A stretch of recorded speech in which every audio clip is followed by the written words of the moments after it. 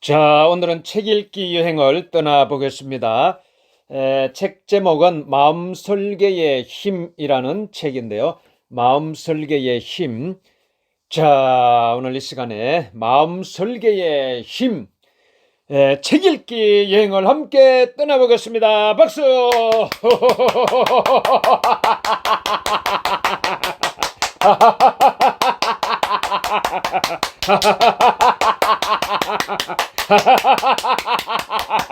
잘 되고 있습니다. 점점 더 잘 되고 있습니다. 점점 더 건강해지고 있습니다.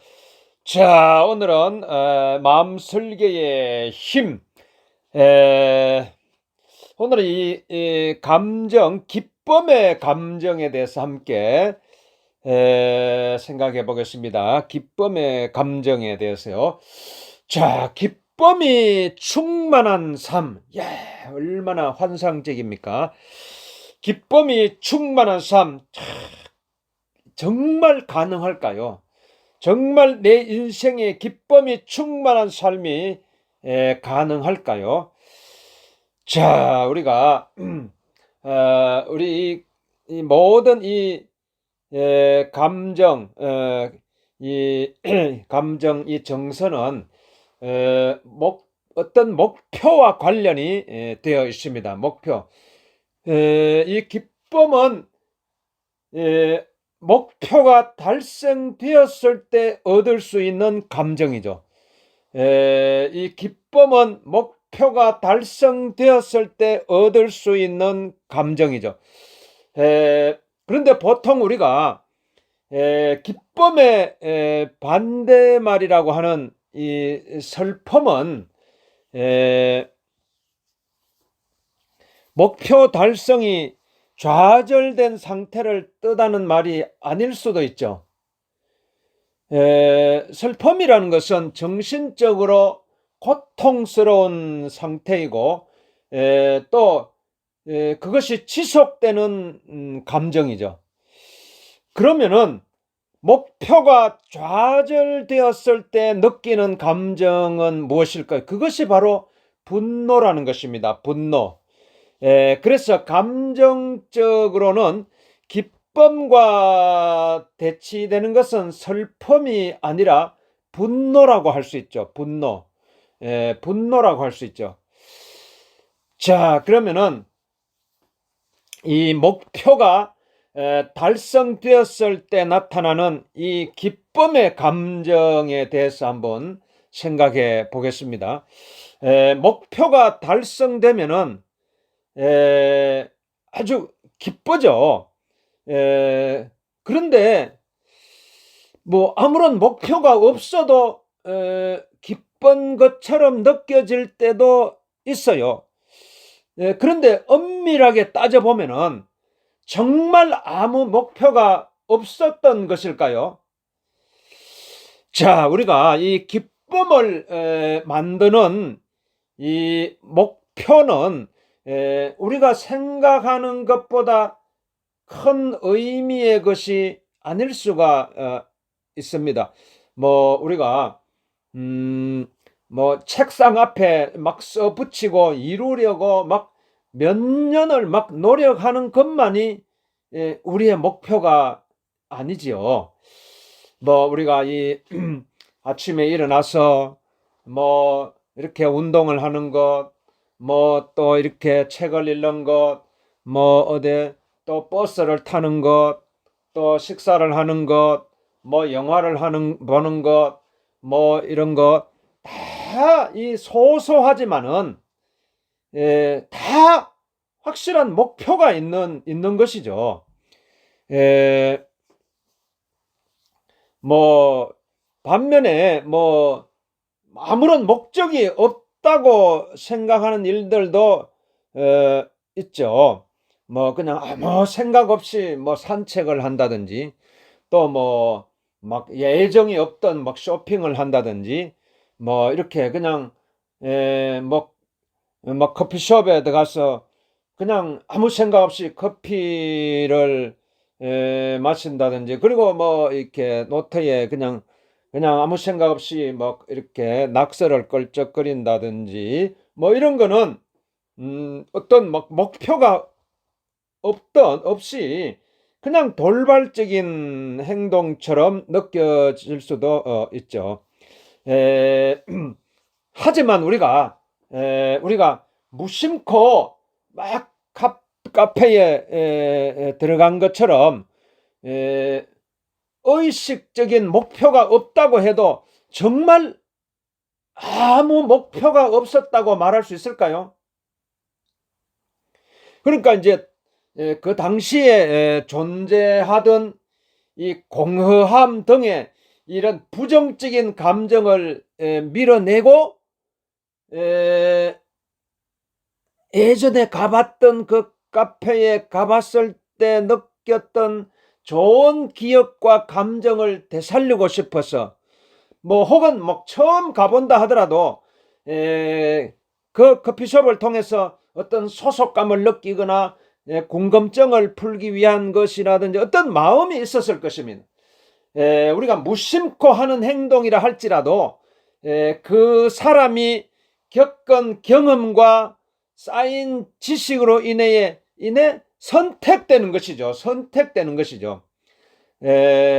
이것을 가치관이라고 하기도 합니다. 가치관이라고 하기도 하죠. 이런 것들이 의식하지 않은 순간에도 우리의 수많은 목표를 만들어 내고 있죠. 예를 들어가 길을 가다가 막 이렇게 막 돈을 주었다.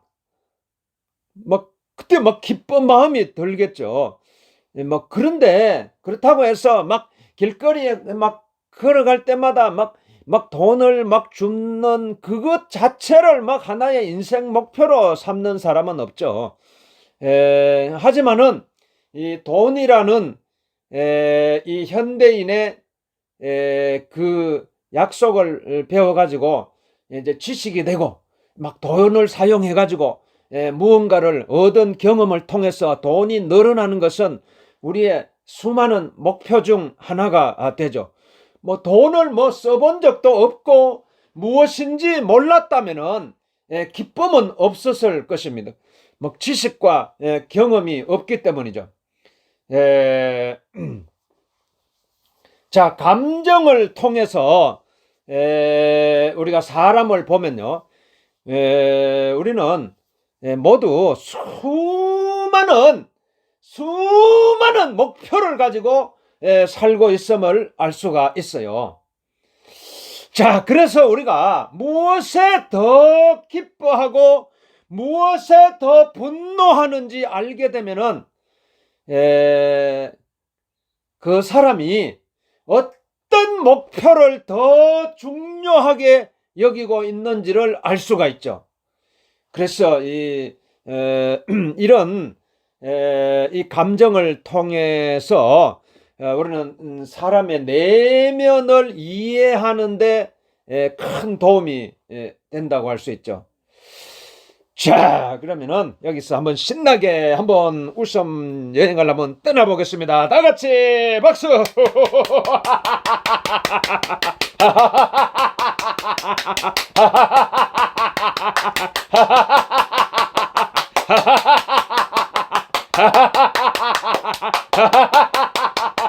잘 되고 있습니다. 점점 더 잘 되고 있습니다. 점점 더 건강하게 되고 있습니다. 자, 잘 되고 있습니다. 점점 더 잘 되고 있습니다. 점점 더 건강해지고 있습니다.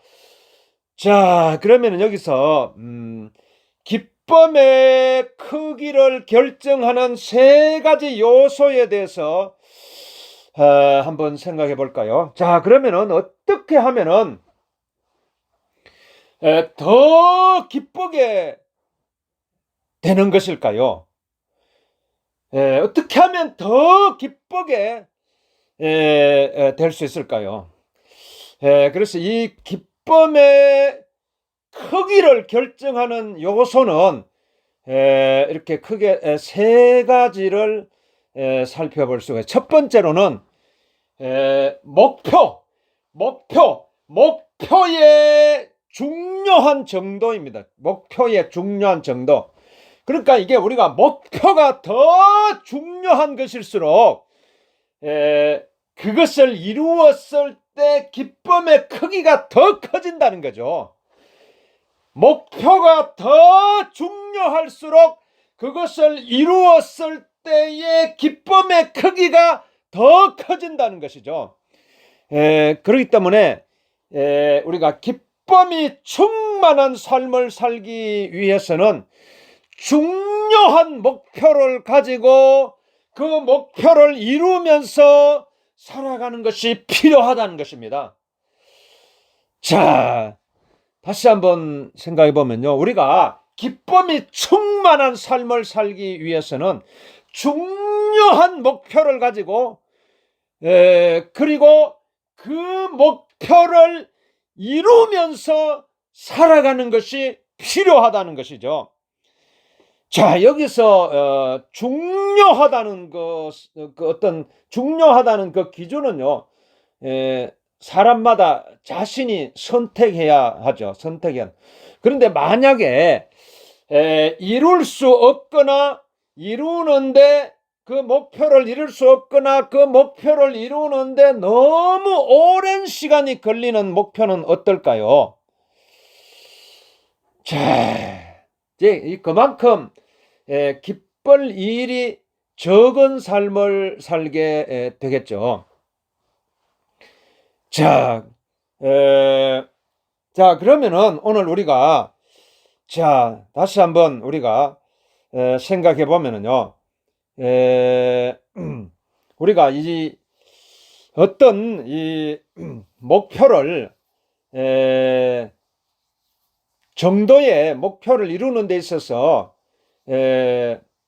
우리가 이 정도의 이 차이는 있겠지만은 정말 우리에게 사람마다 다 정도의 이 차이가 있겠지만은 가장 소중하고 가장 중요한 그 인생의 목표가 다 누구에게나 다 있습니다.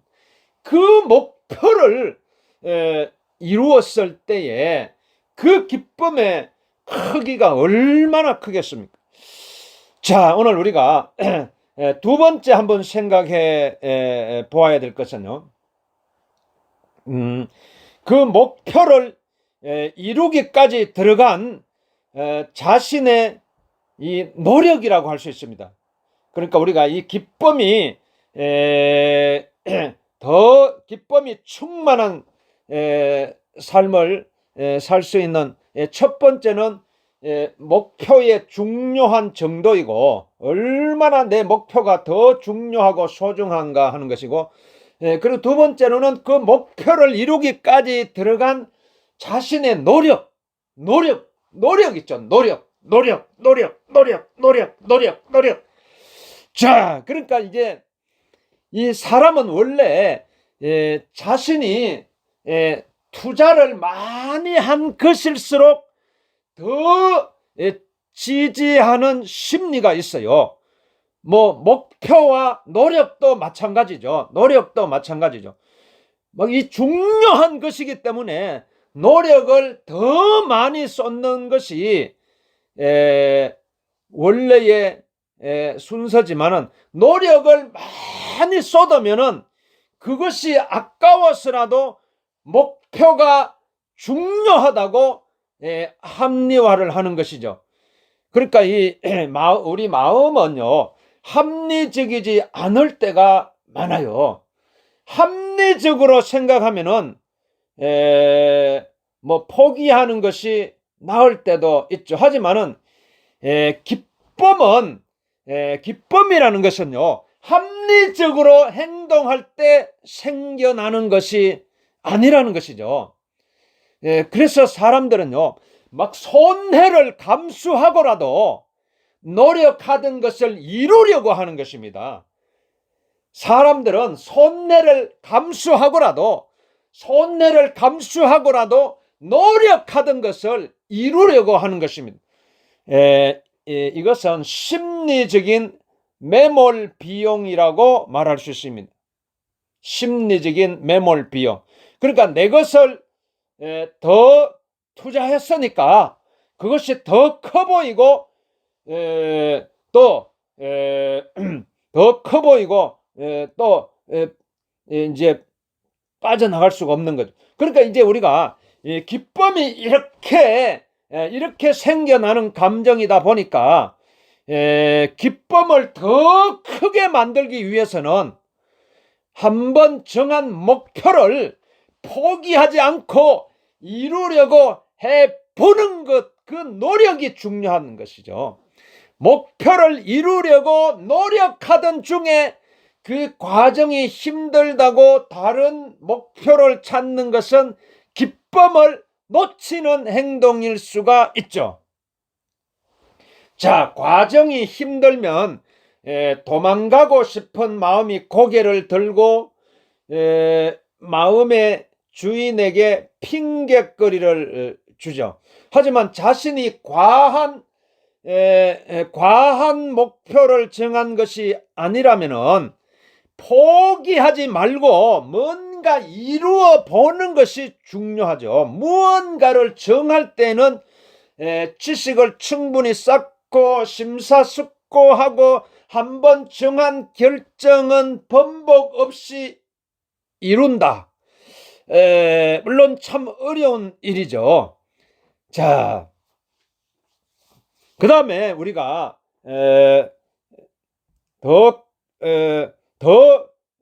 큰 기쁨의 크기를 결정하는 우리가 첫 번째 요소는 목표의 중요한 정도이고, 두 번째로는 목표를 이루기까지 들어간 자신의 노력이라고 할 수 있고, 그 다음에 이제 세 번째로는 목표가 이루어질 것을 예상하지 못했을 때이죠.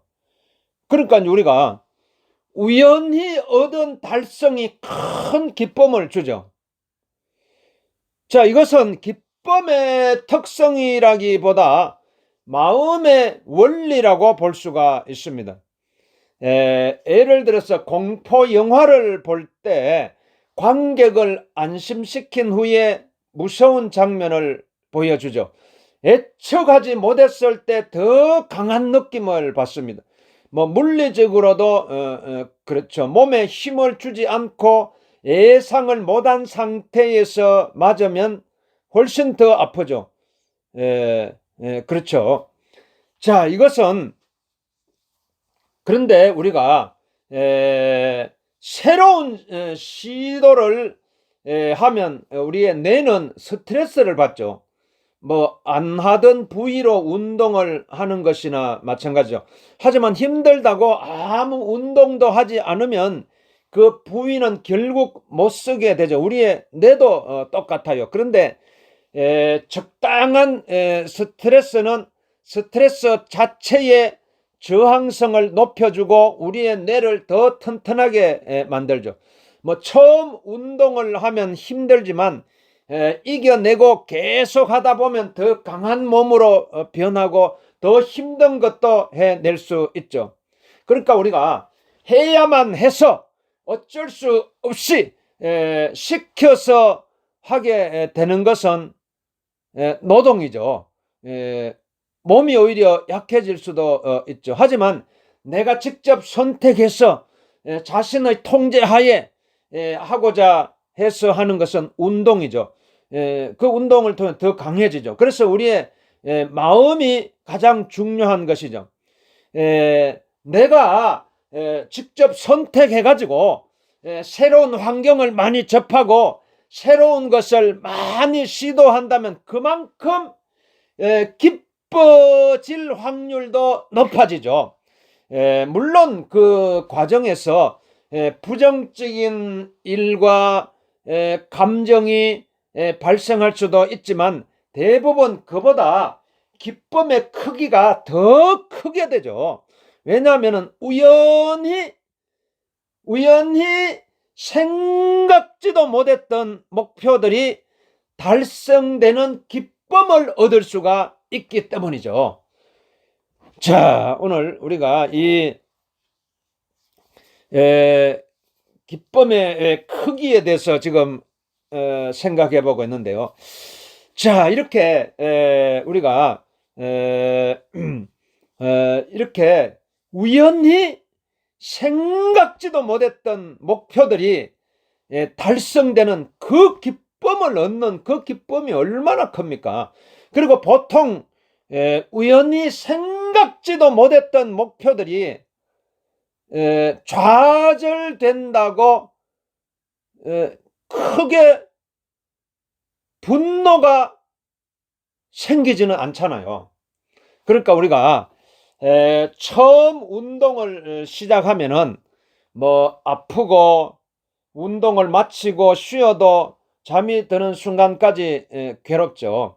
뭐 운동을 잘하는 사람들이 부럽고 자신만 그렇게 약하게 태어난 것 같은 착각이 들기도 하죠. 뭐 기쁨도 마찬가지예요. 막 처음 막 기뻐하려면요, 막 기쁘지 않더라도 시도를 해야 되죠. 처음엔 힘들더라도 기쁨으로 충만한 삶을 살기 위해서는 많이 시도하는 방향으로 가야 하는 거죠. 자, 그러니까 우리가 이런 자, 그래서 우리가 이런 이 기쁨의 감정을 우리가 한번 생각해 보았고요. 자, 그러면 오늘 몇 가지 한번 질문을 던져보면 한번 뭐 자신이 기뻐했던 일들에 대해서 한번 쭉 한번 써보고요. 그리고 무엇에 기뻐하는지도 한번 써보고 최대한 많이 떠오르는 대로 한번 적어 보고요. 그리고 그 기쁨들은 각각 어떤 목표가 있었던 것인지 한번 생각해 보고요. 그리고 그 각각의 기쁨을 더 크게 만들 수 있는 방법이 떠올랐다면은 또 한번 적어 보고요. 자, 이렇게 우리가 기쁨의 감정에 대해서 이렇게 한번 생각해 보았습니다. 다 같이 이 시간에 한번 신나게 웃음 치료 여행을 한번 떠나보겠습니다.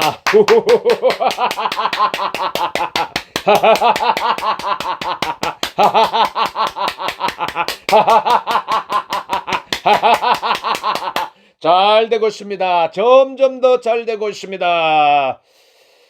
자, 이 시간은 한번 그러면 이제 우리가 이 감정 중에 또 이 분노의 감정이 있습니다. 분노의 감정. 그러니까 이 기쁨의 감정은 목표가 이루어졌을 때 생기는 감정이죠. 그에 반해서 분노의 이 감정은요, 목표를 달성하지 못하도록 방해하고 좌절시키는 사람이나 사물, 상황에 대해서 생기는 감정이죠. 그러니까 뭐 아무런 뭐 목표가 없는 사람은요, 뭐 그 뭐 기쁨의 감정이나 분노의 감정도 뭐 없다는 얘기가 이제 되겠군요. 야, 그러면 정말 그렇게 분노를 없애는 것이 가능할까요? 자, 이 목표를 방해한 대상에게 생기는 이 분노의 감정, 내 목표를 방해하는 대상에게 생기는 이 분노의 이 감정. 자, 그러면은 한번 이 질문을 한번 던져 볼게요. 그러면 애기들은 분노가 없을까? 애기들은 분노가 없을까? 이제 정답부터 말씀드리면은 다 예상하셨겠지만 아니요입니다. 아니요. 그러니까 이 사람이 태어나면은 처음에는 불쾌하다거나 편하다는 느낌만이 있습니다. 그를 통해서 편하고 좋은 느낌을 더 얻으려는 목표가 생기죠. 그리고 거기에서 감정이 나타나죠. 감정이. 그렇게 가장 먼저 배우는 감정이 바로 분노의 감정입니다. 분노의 감정. 그러니까 아기들에게는 생존과 직결된 위협이 곳곳에 도사리고 있죠. 그리고 그렇게 느끼죠. 우린 보통 그 배고픈 것으로 분노하지 않아요. 그런 것으로 생존을 위협받지는 않기 때문이죠. 하지만 그러니까 보통 우리 어른들은 그렇다는 거죠. 그런데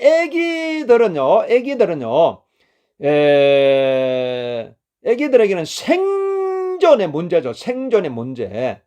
인생의 첫 번째 목표이고 이게 막 생존의 목표죠. 이게 유일한 목표예요. 애기들한테는. 그러니까 막 배고프면요. 애기들이 막 배고프면 자기 생존의 문제이기 때문에요. 당연히 분노하게 돼요. 분노하게 돼요. 그러니까 애기들에게 이런 분노가 없다면요. 생존하기 어렵잖아요. 어렵잖아요. 생존이라는 하나의 목표를 위해 더 그냥 울면서 그냥 때를 써면서 힘차게 얻어먹으려 애쓰게 되고 그렇게 먹는 것 자체가 또 하나의 목표가 되는 거예요. 목표가. 그러니까 이 젖을 달라고 우는 것이 수단이었다가 그것이 또 목표가 되는 것이죠. 목표가. 더 힘차게 울기 위해 온몸에 힘을 쓰게 되는 거죠. 그렇게 점점 더 많은 목표를 만들어가며 커 나가는 거죠.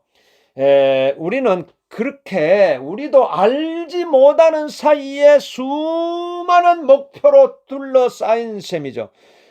그래서 기쁨도 분노도 계속 느끼고 있는 것입니다.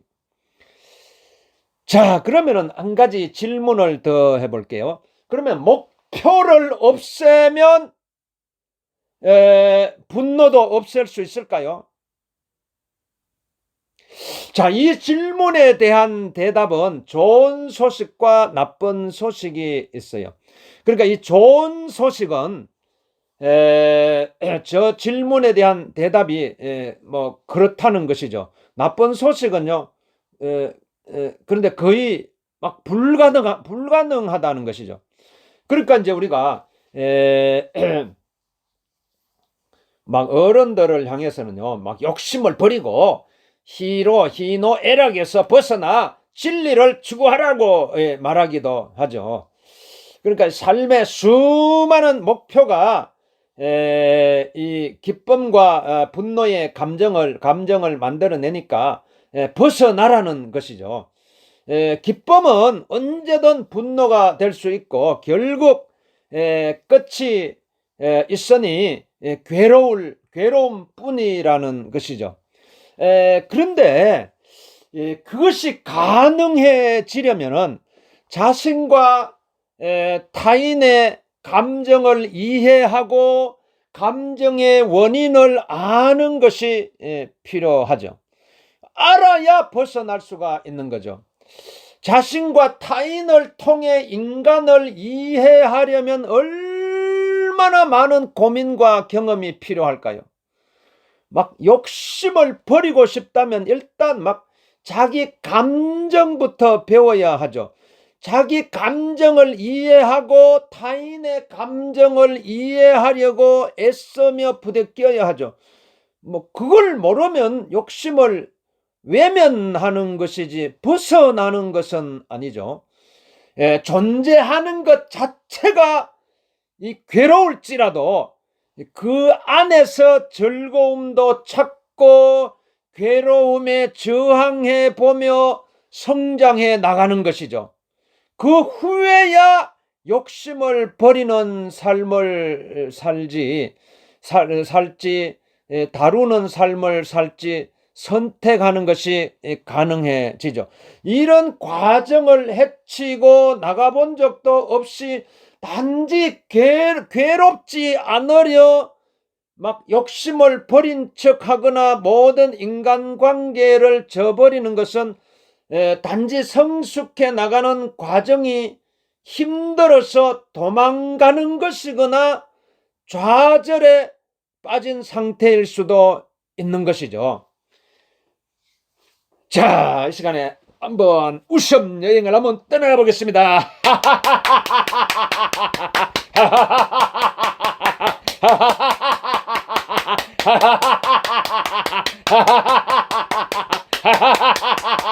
잘 되고 있습니다. 점점 더 잘 되고 있습니다. 점점 더 건강해지고 있습니다.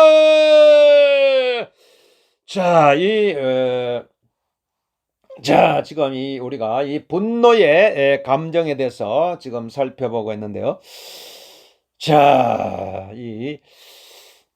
그러면은 우리가 이 평범한 우리들의 삶에서 욕심은 어떻게 보면은요, 목표를 향해 가는 비행기라고 할 수가 있어요.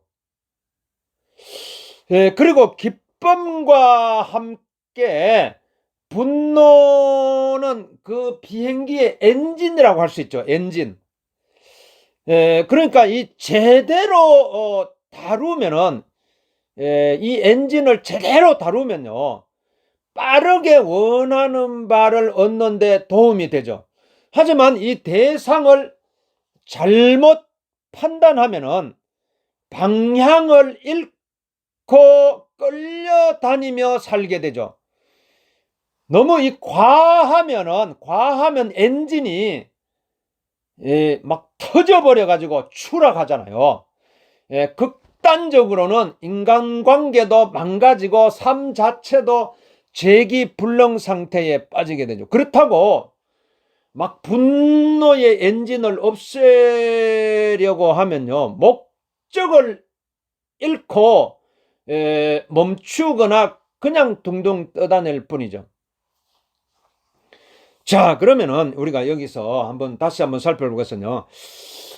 분노가 없는 것처럼 보이는 사람들은 두 종류가 있어요. 하나는 분노를 다룰 줄 아는 사람들이죠. 흔하진 않지만은 우리가 목표로 해야 하는 사람들이죠. 다른 경우는요, 정말 목표가 없는 것처럼 사는 사람들이죠. 뭐 그들은 막 분노하지 않죠. 이제 이들은 세 가지 중 하나의 이 세 가지 중에 하나의 감정에 빠져 나오지 못하는 상태에 있는 사람들이라고 할 수 있는데, 바로 이 좌절, 공포, 분노의 이런 감정에서 헤어나지 못하는 사람. 좌절, 공포, 분노. 자, 그러면은 이거 다시 한번 신나게 한번 웃음 여행을 한번 떠나보겠습니다. 그렇지.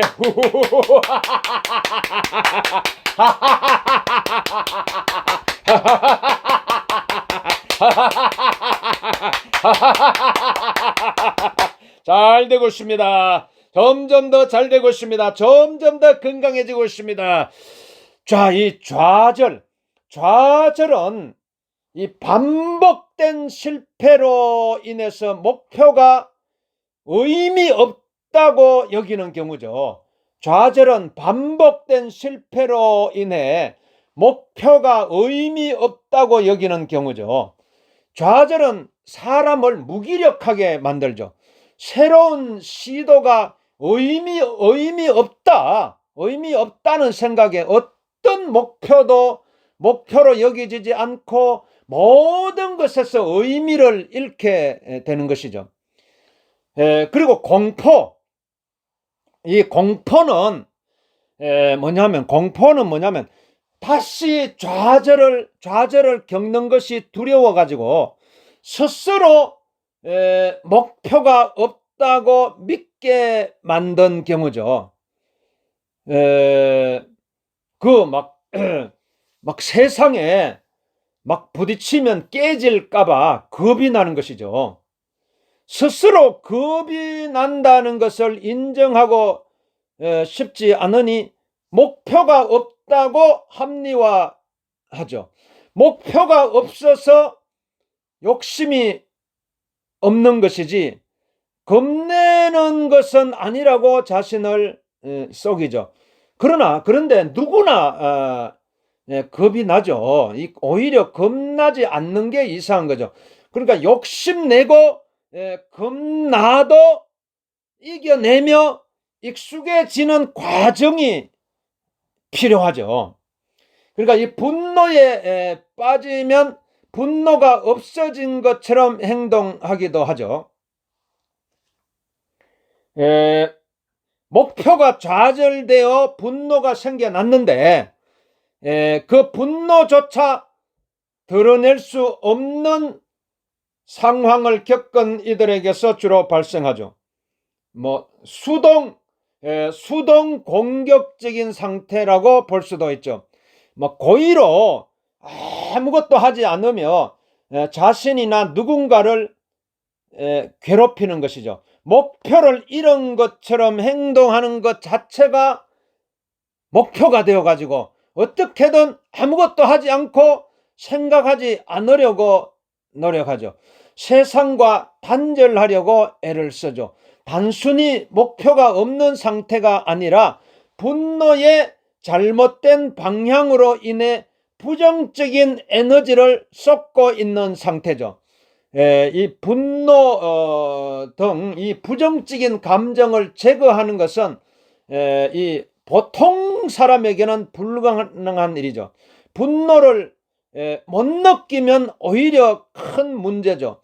그렇다고 분노에 휘둘리면은 삶에 큰 문제가 발생하죠. 그러면 어떻게 해야 될까요? 분노를 알고 다룰 수가 있어야 합니다. 자, 시간에 다시 한번 신나게 한번 웃어보겠습니다.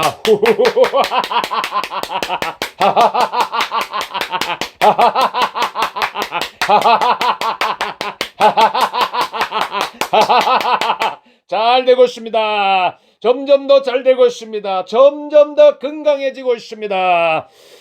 자, 분노를 다스리는 방법에 대해서 한번 살펴볼게요. 자, 분노를 합리적으로 보고 분석하여 방향을 잡으려면 일단 이 분노에 붙어 있는 미움을 떼어내고 바라봐야 하죠. 그것이 분노를 다스리는 첫 번째 준비입니다. 자, 애기들이 분노한다는 사실을 이 불편하게 생각하는 사람들이 있죠. 하지만 그것은 분노와 미움을 구분하지 못해 느끼게 되는 것이죠. 애기는 분노한다고 상대를 미워하지는 않죠. 보통 목표가 이루어지면은 분노는 보통 사그라지죠. 물론 항상 분노를 유발하는 상대라면 결국 미워하게 될 수도 있죠. 하지만 상대가 밉다고 그 상대에게 분노하는 것은 원인과 결과가 바뀐 것이죠. 그냥 불필요한 에너지를 써서 스스로 더 부정적인 방향으로 빠져드는 것이죠. 미운 상대라 할지라도 목표 달성에 도움이 되면 언제든 함께 갈 수 있는 것이 인간이죠. 인간은 그렇게 생존해 왔어요. 집단으로 사냥을 하며 공통의 목표가 생기면 미운 사람과도 협업을 해왔죠. 살아남는 데 필요한 일이기 때문이죠. 그래서 우린 이런 방향을 합리적이라고 생각하죠. 하지만 실제로 미운 사람을 보면 분노가 생기기도 하죠. 왜 그럴까요? 그것은 이 상대가 미워져 파괴하고 싶다는 목표가 생긴 경우죠. 하지만 실제로 그럴 수는 없죠. 그러니 그 목표가 좌절되고 분노가 생겨나는 것이죠. 그런데 이것은 과한 목표죠. 너무 과한 목표죠. 이게 물론 그 상대를 용서하기 힘든 경험을 했을지도 모르죠. 하지만 상대가 가진 인간으로서의 한계와 입장을 이해하고 우리의 삶이 좀 더 나아진다면 더 좋은 방향이 되죠. 자, 다른 경우도 있어요. 과거의 분노를 되새기고 있는 것입니다. 상대가 과거에 방해했을지도 모릅니다. 아니면 방해한 누군가와 닮았을지도 모르죠. 다른 이제 방해한 사람이 있었지만 차마 그 사람에겐 분노하지 못하고 다른 상대를 찾아 미워하며 그 분노를 되새기고 있을지도 모르죠. 하지만 이런 것들은 막 비어있는 스케치북에 새로운 그림 대신 예전에 버린 쓰레기를 다시 복사해 채워 넣는 것이나 다름없죠. 자원과 시간의 낭비죠. 분노하게 만든 상대를 미워할 수도 있습니다. 하지만 상대를 미워하게 된 것과 관계없이 원래의 원하던 목표가 이루어졌다면 그 미움은 불필요한 부정적 에너지를 쌓는 일일 뿐이죠. 더구나 세상의 많은 일들은 한 가지 길만 있는 것이 아니죠. 상대가 방해했어도 다른 길이 있는 경우가 많습니다. 하지만 분노에 휩싸이면 그 길은 보이지 않고 상대를 미워하기 시작하면 다른 길을 찾지 않는 것에 대한 합리화가 됩니다. 막 배고픔이 해소되고 나면 엄마를 미워하는 아기는 없습니다. 배고픈 순간에 분노로 소리칠 수도 있죠. 물론 어른이 생각하는 분노와는 차이가 있지만요. 그래도 미움이 남지는 않죠. 어른보다 훨씬 합리적이죠. 어른의 분노는 참 다양한 모습을 가지죠. 외부로 표출되며 폭발하기도 하고 조용하게 수동적이지만 공격적인 모습을 취하기도 하죠. 내면에서 자신만 괴롭히기도 하죠. 분노의 대상도 다양하죠. 자신, 가족, 타인, 현실, 과거 등등 이렇게 다양한 모습이 되는 이유는 대안이 많기 때문이죠. 우리의 마음은 대안을 보지 못하게 하려고 복잡한 이유를 만들어내죠. 누군가를 막 악당으로 만들어 미워하기도 하죠. 자신의 현재를 합리화하기 위해 여러 가지 이유를 만들어내기도 하죠. 자신도 문제가 있다거나 분노할 대상은 따로 있다는 등의 막 실제 원인을 감추기 위해서이죠. 우리 마음은 목표를 이루지 못하는 현실의 이유를 부인하고 우리를 보호하죠. 그렇게 우리의 마음은 우리를 위해 막 속이죠. 그 과정에서 분노는 더 복잡한 형태를 띠고 잘못된 방향으로 가게 되죠. 분노와 이 미움을 완전히 이렇게 분리해내는 것은 쉽지 않죠. 하지만 분노를 이해하고 다루기 위해서는 꼭 필요한 일이죠. 그것이 가능하다는 것이죠.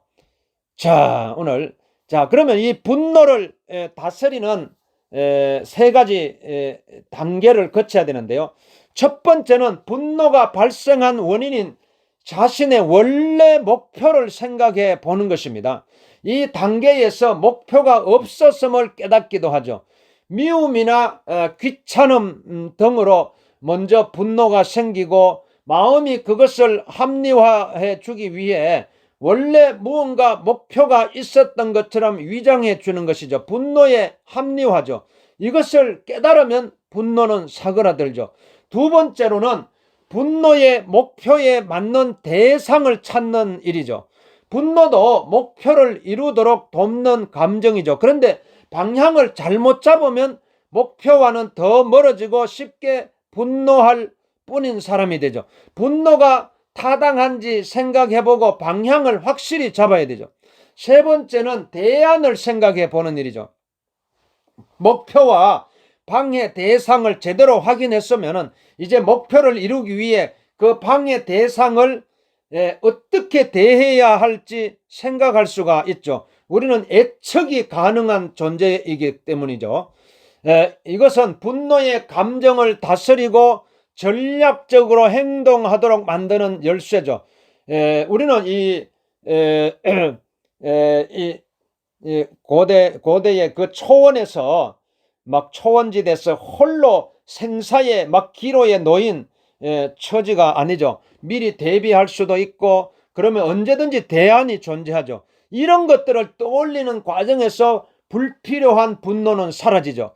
분노의 감정이 떠올라도 폭발하지 않고 전략적으로 행동을 선택할 수 있게 된 것이죠. 어떤 행동이 필요한지 예측하고 대안을 떠올려 볼 수 있는 거죠.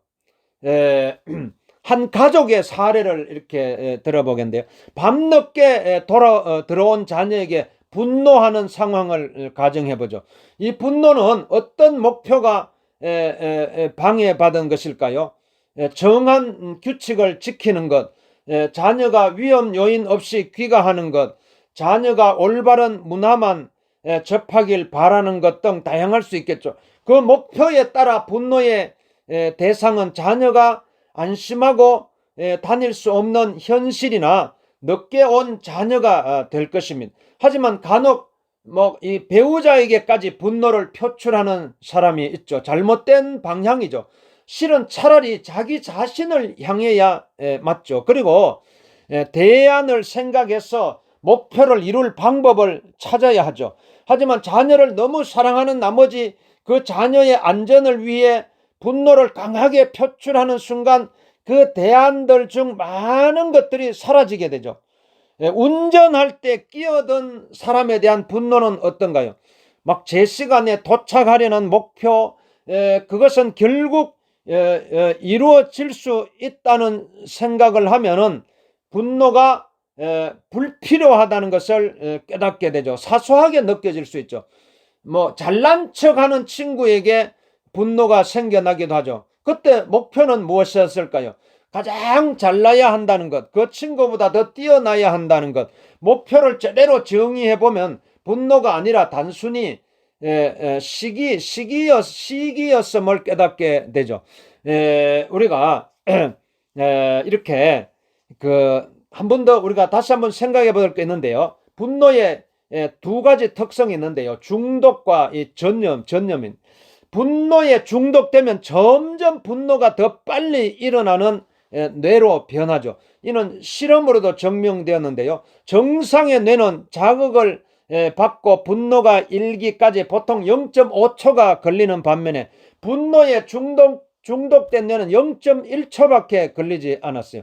그러니 다스리기가 더 힘들어질 수밖에 없죠. 더구나 작은 스트레스 자극에도 분노의 호르몬인 아드레날린과 코르티솔을 분비하기 시작하죠. 분노를 다스리지 않으면 점점 더 다스리기 힘들어지는 것이죠. 또한 분노에 중독된 뇌는 기억을 담당하는 척두엽 뇌세포 손상 위험이 증가하죠. 그래서 치매와도 밀접한 관련이 있죠. 분노가 전염된다는 사실도 실험으로 증명되었죠. 자, 이렇게 여러 가지 살펴보았는데요. 자, 분노에 전염된다는 사실도 실험으로 증명이 되는데 그 중에 가장 유명한 것은 핫소스 실험인데요. 자신을 볼 수 없는 상대에게 보통의 매운 서퍼, 너무 매운 서퍼를 줄 수가 있죠. 이때 실험하러 들어오기 전 불쾌한 일을 겪은 사람은 막 상대를 더 괴롭혔죠. 막 이 종로에서 뺨 맞고 한강에서 눈 흘긴다는 속담 같죠. 분노는 순식간에 전염되죠. 그러니 자신을 위해서도 타인을 위해서도 분노를 다스리는 것이 이렇게 필요하죠. 자, 이 시간에 오늘 우리가 이 기쁨의 감정과 분노의 감정을 이렇게 한번 생각해 보았는데요. 자, 어떻게 다스려야 될까요? 자, 오늘 우리가 다시 한번 신나게 웃음 치료 여행을 떠나면서 우리가 이 기쁨의 감정을 더 배가시키고 또 분노의 감정을 이렇게 사라질 수 있도록, 자, 우리가 웃음 치료 여행을 신나게 한번 떠나보겠습니다. 박수!